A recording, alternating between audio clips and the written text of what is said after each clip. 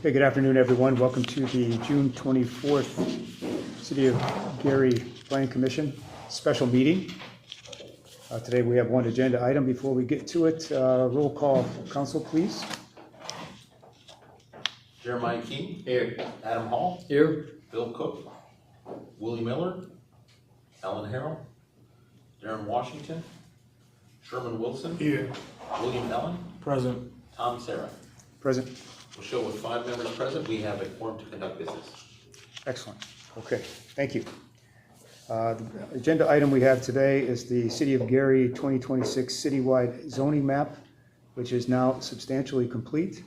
And we are going to get a presentation from staff, from Dr. Martin, and possibly Corey Sharp. And I'll turn it over to staff. We will have, following their presentation, right now we have a public comment portion that's open, so we'll resume that. But first we'll have potential questions from commissioners. So staff? Well, thank you, Mr. President. We are really excited to close this chapter of our effort for the citywide rezone. This journey has been months long. We have been working on this rezone map for at least 6 months. And so the process we walked through at the last meeting, and we walked through how our map is going to align with our new code. So if you missed that meeting, I would encourage you to go back to the video and watch the last meeting. When we walked through these properties and determined how they should be zoned, we had to evaluate them up against 4 different criteria. The first criteria was, how is it used currently?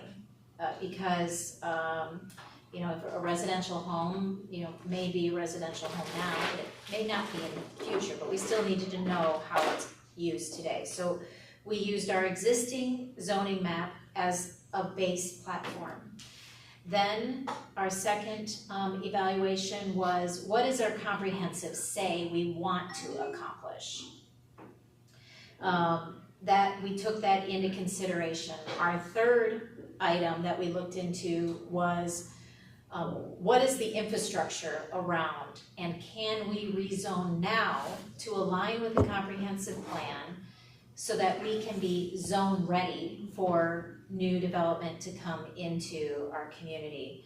So the infrastructure, not only streets, but sanitary, water, electric, sewer, those aspects we took into consideration on what could be zoned now versus in the future. And as a result, you have before you a new citywide zoning map that blends all 4 aspects together. We have the business districts with 4 different tiers that aligns directly with our map or our new code. And then we've got the destination districts, entertainment, our mixed use, manufacturing, and residential. We, on top of that, included a couple different overlay zones. That's also in our new code. So we have a floodplain overlay. So you will see on the map that we do have some hatched areas. That is where FEMA has designated currently the floodplain area. And so when that happens, we have an extra regulation to go on that in order to protect the floodplain area, as an example. This, what you have in front of you is a PDF, and it is 11 by 17 and very difficult to read. This system will be live, and you will be able to see it and scroll in and see specific parcels online. And Dr. Martin has built this in the GIS system, Geographic Information System. Where every single lot is pinned with data, and that data corresponds to our code, and then all of those other those 4 tiers that I talked about. So what you see here is an overview, but once it goes live and in person after it's adopted, you will be able to go in and see specifically, all right, this property is zoned R1, its address is 605 Vermont, It has a lot size of this, and then Dr. Martin is also working with our Director of Information Technologies to further build that GIS system so that we will also be able to see fire districts or road improvements. So that data will continue to build and build and build. But this serves as the foundation and the baseline for the city. So Dr. Martin has a sample of the GIS system, and we thought we would give you a quick run through of how it works, and we'll hand it over to you now. So, Thank you. as Ms. Sharp stated, I wish, yes, I can go there. Yep. it is, so let me give Ms. Sharp a little run through of how to move through it. So you just grab and scroll in, yeah, or scroll, oh, yeah, no, That's a lot of grabbing. yeah, so small fingers, small finger pinches. Okay, so as Ms. Sharp stated, if you look at your map that you have, I want to start there first before we go to the live version.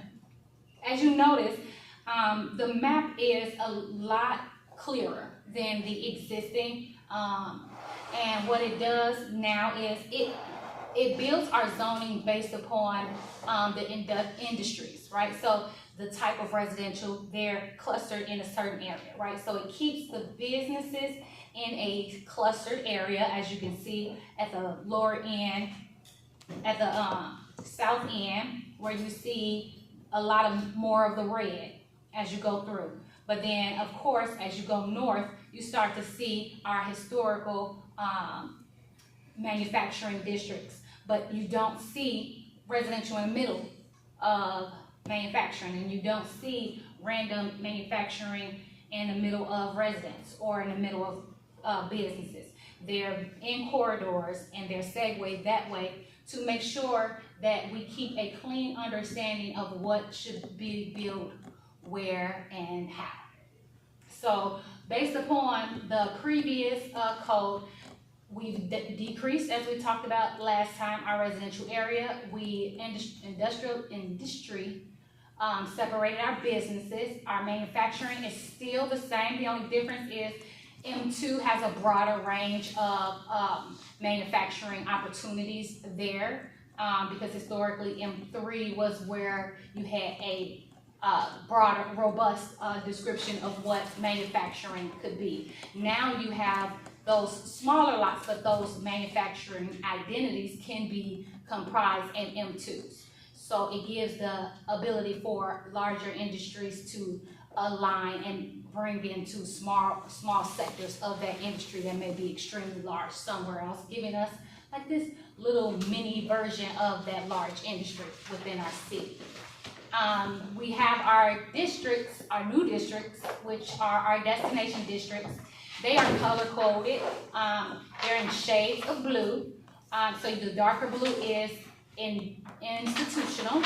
Then you have this blue that she just clicked on, which is parks, right? Yep, I can see the color. It's parks. And then you have a lighter blue, which is school. And then you have a real deep, deep blue, which is institution. And then a darker, more blackish blue, which is entertainment, right?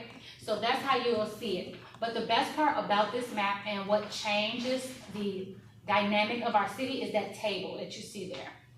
The table will be comprised of all of the land use aspects, regulatory processes. It will connect to our OpenGov system, which will connect to our inspections, which will connect to our violations and things of that nature. And this information you click on a parcel, and each parcel will tell you how tall it can be, how wide it can be. It'll tell you the area coverage. So it'll start answering a lot of the questions that developers need to understand, but residents need to understand if they're buying property and things of that nature. It makes it more simplistic. It makes our process more forward-facing, and it just gives it a cleaner feel. From there, it's the same with the business district. What type of business? Everything that you will see in the UDO on a more simplistic version and straight to the point. This is what you can do here at this lot. And because they are separated by different zones, each zone has its own design standards and land-based use requirements. And all of those will be in here in a live version, kind of like the one you guys got to see, more newer, as you saw that it was more 3D. It was more robust, right? And it was easier to navigate, people-friendly. So we want to make sure we move forward with that. We do have the overlay districts. Ms. Sharp, if you can scroll down or to one of the floodplain areas. I will. May I, this is actually a good area to show where we blended the comprehensive plan in, because this is a former school site, and the comprehensive plan had this site as residential. So it's no longer zoned for school, it's now zoned for residential to make it zone ready. Whoa. Yeah, small fingers. Okay. So as you can see, you'll see this hatch area.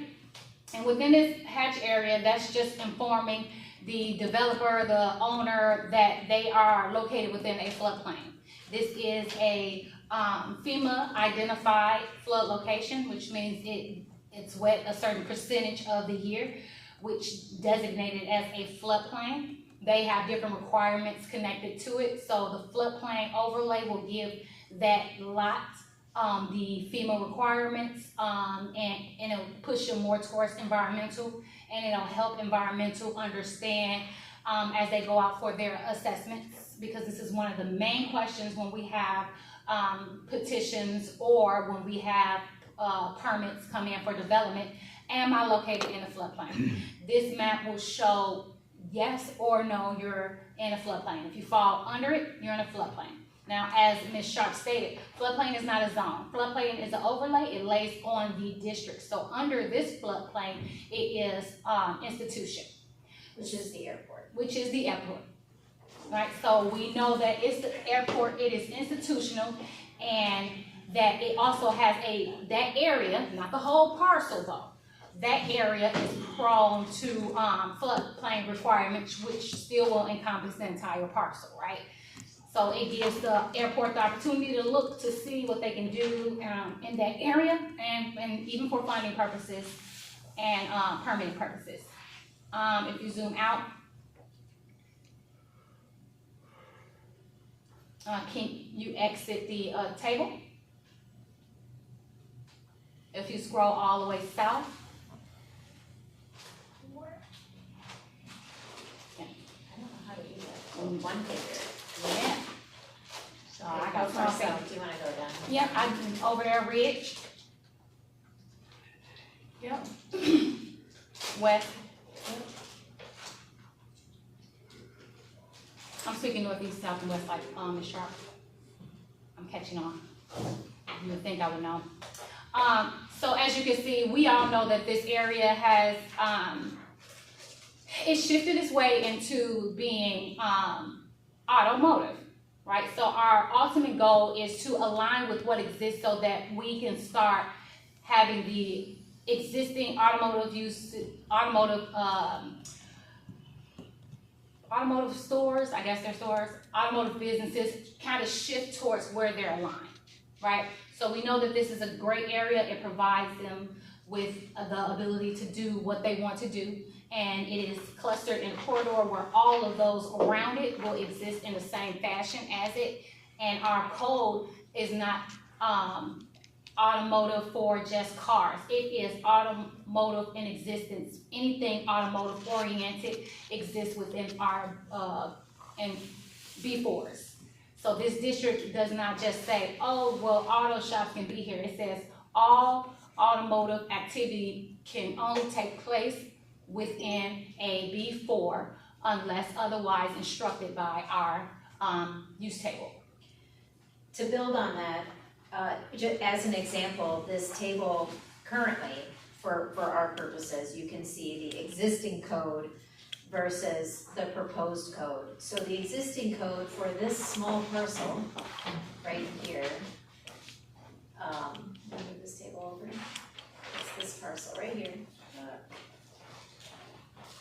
is M1, which is manufacturing. And so we're trying to, but it's used as an automotive industry. So you can see where we're trying to, again, measuring those 4 aspects. What is the existing use? And how does that existing use align with our new code? So that's how you see a new business B4 district designation. And for those who, well, pretty much everybody in here is familiar with that area, as you go down to something but with tire shops and, carport, that's what them thing called, carports where they, do, automotive services, gas stations, things of that nature. But historically, if she goes down, some of those areas are R1 or R2, right? Which is understandable because behind it, you see that large residential district. Now, this is a very important aspect for us to see. No, scroll back in a little bit. I'm gonna go, yep, right there. This is historically that the yellowish part is a historical residential neighborhood. Those are homes that exist. So changing the entire area was not significant, but changing how it shifted itself was very significant, and it also keeps the feel of the community. It also keeps that single family residential zoning existing behind the automotive corridor. So if you scroll back out and you go south on Broadway,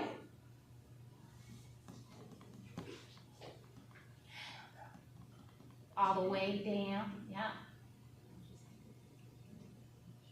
More anomalous. So as you can see, this is, we know that going south on Broadway, that's where you start to see the pickup of the auto districts as well. Nothing but auto shops and things of that nature. So we wanted to align with that too, because right now they're zoned as B1s, which is, you know, the mom and pops, is the smaller businesses, but they have combined parcels and they have built upon those parcels, and it has become automotive. So we wanted to shift to that. But the one reason I want to shift here is because of the code being available, because of us going around kind of speaking on it and kind of giving everybody understanding what it's shifting to, we've already had a business want to shift from downtown Broadway to down here into automotive. That's the ultimate goal. That is the field. That is what we want to do. They've actually requested a verification for where they can go and are planning to move from that non-auto district down here so that they can align with us. Thought that was fantastic, that they are reading the code and they understand what we are trying to do and to put them in a better area. And even having a conversation with the owner, the new potential new owner, he's happy to be in an area where it's right for him. He's doing the right thing. Can you speak to these random blue spots Yes. too in neighborhoods? So the random blue spots in the neighborhoods are institutional, which are our religious institutions. So our churches. Some of them you may see as like parking lots, but they're next to churches, which means that is church parking.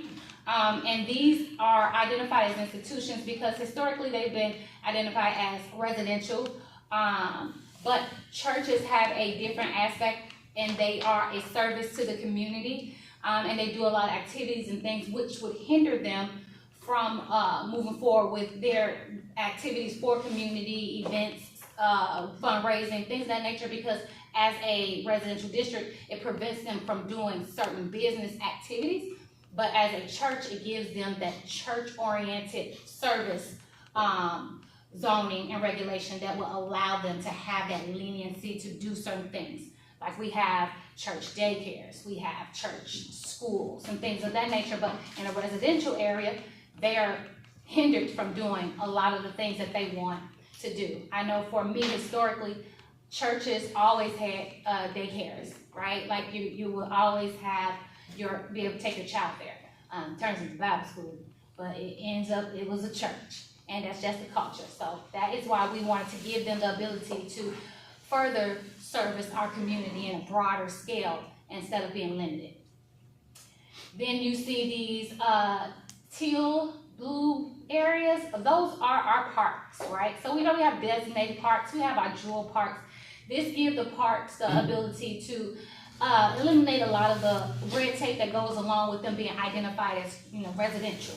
Or in this area, they were identified as a floodplain, right? So what we wanted to do is give our service industries, our community-facing organizations the opportunity to have the ability to step outside the scope that would only exist in residential use, and giving them a more robust type of use. It's still regulated, right? We want to make sure we keep the regulation, but it aligns with their type, right, which is parks.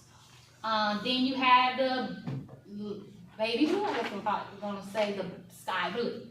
The sky blue, if you notice, that is schools, right? Yeah, you already covered that. Oh, okay.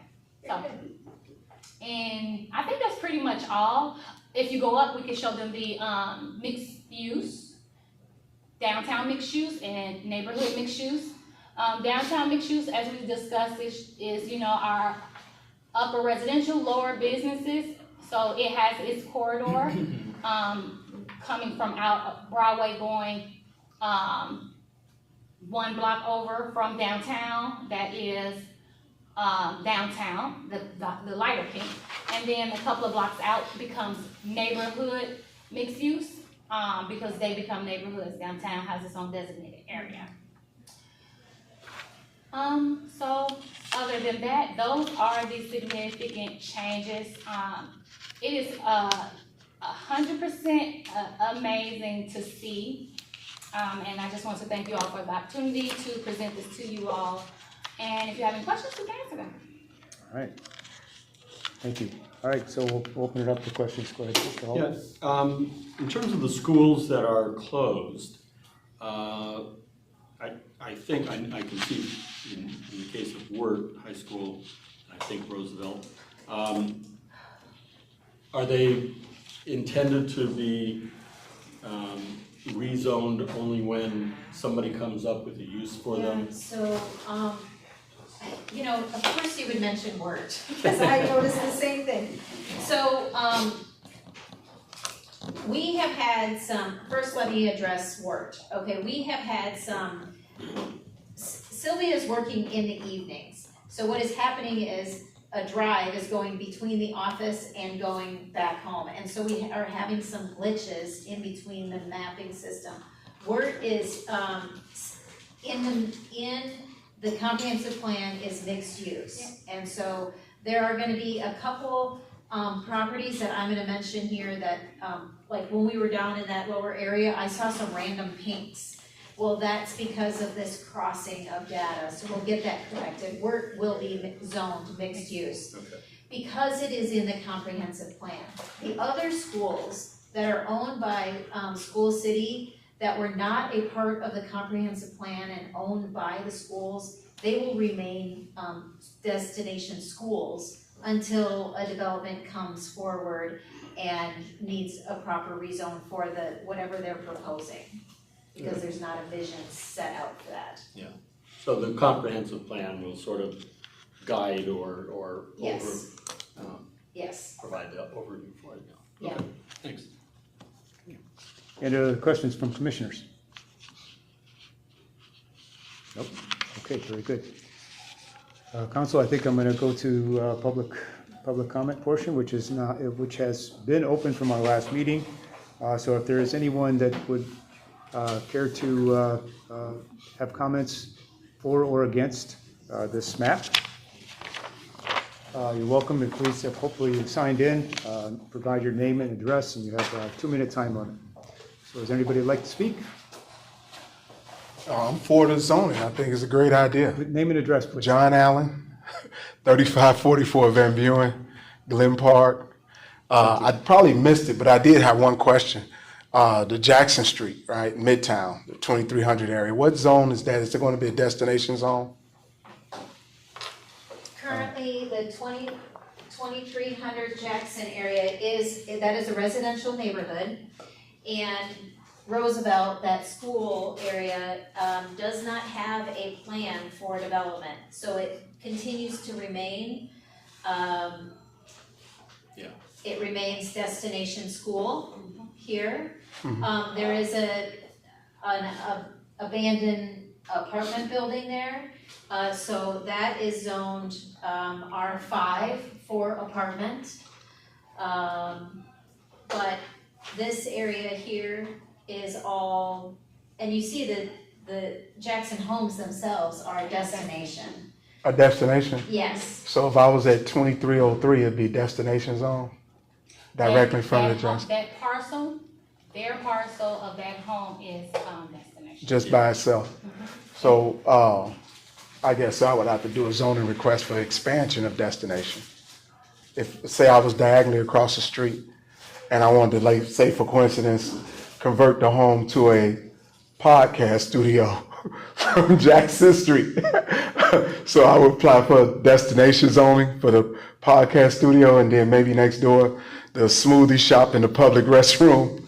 Since there's so many people on the street, maybe. Clearly, We don't have to answer. We we can appreciate it. address that off. Yeah. Okay, I'll just be curious. I'll be facetious, actually. The one more question, you might guys may or may not want to elaborate on it. What, if anything, the Main Street designation for the area, how's that going to affect the zoning, if any? Main Street designation does not impact land use. Okay, thank you. Does anyone else like to speak for or against the map? Okay, hearing none, seeing none, the public comment portion is closed. All right, so first of all, on behalf of the commissioners, Dr. Martin, Corey, thank you very much I know there's been a lot of effort put into this. We did have the event with the public that was very successful. You had every neighborhood represented there, some more than others. This complements or is integrated with the Unified Development Ordinance, correct? So it's a key part of it. So this is a significant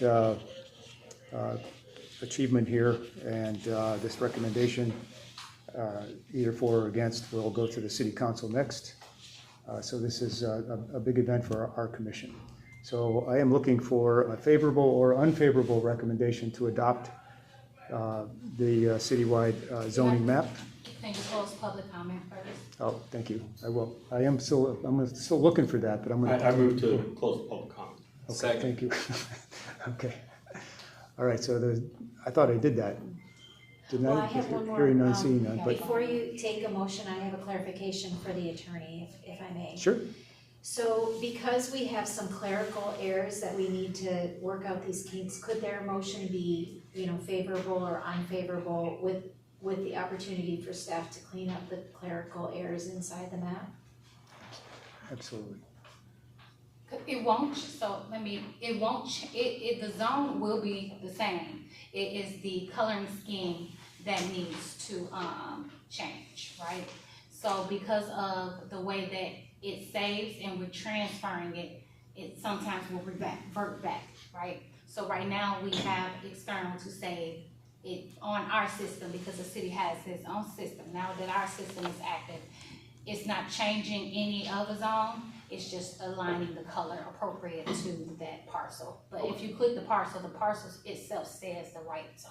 Okay, so that's what you were saying by clerical, Yes. okay. Yes, and absolutely, and I think Jeremiah volunteered to make the official motion. But I think, absolutely, if we're not changing the zoning is done, the map is done as of today. This is final. We're talking about making some clerical adjustments to make sure the color schemes are appropriate.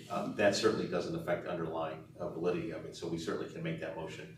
And at the end, we can make a motion that they be allowed to make clerical error or changes that do not affect the underlying zoning map itself. So, Okay. So that should be two separate motions? yeah, I think let's, So make the favorable motion first and favorable or non-favorable motion, and then take the motion for them to be able to make the No, it should be all adjustments one. that they need. yeah, you could do that and then just say, well, Or could I just make it? let's Let's listen to council. Let's do first a motion that what is presented here today will be the final map, subject only to clerical adjustments. Okay. And then you can make the formal motion based on that about the entire thing. Okay. So I'm looking for a motion, favorable or unfavorable, to adopt this map with the zoning locked, with some adjustments for clerical clarification as we move forward. So President Sarah, I'd like to make a motion to grant favorable recommendation to the proposed zoning map for the city of Gary to certify the proposed official zoning map to the Gary Common Council for adoption, pending the changes that needs to be made on our staff's behalf. Okay, I'll second. thank you. All right, roll call, please. Jeremiah King, Yes. Adam Hall, Yes. William Ellen, Yes. Sherman Wilson, Yes. Tom Sarah. Yes. Will show by a vote of 5-0. The map has been adopted for recommendation to the city council With adjustments for clerical. with adjustments for clarification. Yeah, you For corrected clerical. Marco. Well, exactly what he said. We'll get Exactly that what into- he said. That's our line. He said it so eloquently. Okay, is there another motion we need to do? I think that's. No, because we did the one motion We that did tied all it in in. one. Yeah, so that's- okay, very good. All right, all right. Then I'm looking for a motion to adjourn. Second? Thank you very much for showing up for the special meeting. And again, thank you, staff, and we'll be on to the city council. Thank